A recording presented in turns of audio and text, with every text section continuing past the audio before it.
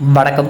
அரியலூர் மாவட்டம் உடையார்பாளையம் அடுத்து பீலாங்குறிச்சி கிராமத்தில் மாவீரன் ஜெய் குருவின் பிறந்தநாளை முன்னிட்டு 24வது ஆண்டு கபடி திருவிழா நடைபெற்றது. இனி விரிவான செய்திகள்.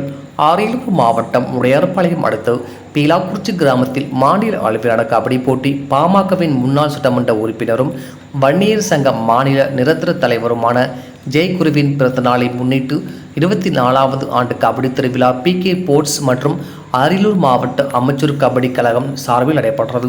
இதில் வசந்தமணி, செல்ல ரவி, மாவட்ட கவுன்சிலர் பாமக செந்துரை, சிவசங்கர் பாஜக ஒன்றிய பொதுச் செயலாளர் செந்துரை தலைமை வகித்து போட்டி துவங்கி வைத்தார்கள். 3 நாட்களாக நடைபெறும் இந்த கபடி போட்டியில் திருச்சி, தஞ்சாவூர், கும்பகோணம், மயிலாடுதுறை, கடலூர் உள்ளிட்ட மாவட்டங்களில் இருந்து 50க்கும் மேற்பட்ட அணிகள் கலந்து கொள்கின்றது. போட்டியின் முதல் நாளான நேற்று மகளிருக்கான கபடி போட்டி நடைபெற்றது. முன்னதாக சிவன் கோவிலில் இருந்து கபடி வீராங்கனைகள் மேளதாளங்களுடன் ஊர்வலமாக விளையாட்டுத் திடலுக்கு அழைத்து சென்றனர். இதனை தமிழ்நாடு வணிகர்களின் சங்கம் மாவட்ட தலைவர் சின்னமணி தொடங்கி வைத்தார். இதில் தமிழ் தென்றல், கல்பனா தேவி, ரேவதி, சிவசங்கரி, விழா ஒருங்கிணைப்பாளர் மணி உள்ளிட்ட 1000க்கும் மேற்பட்டோர் கலந்து கொண்டனர். TN செய்திகளுக்காக அரியலூர் மாவட்ட செய்தியாளர் SP ரவி.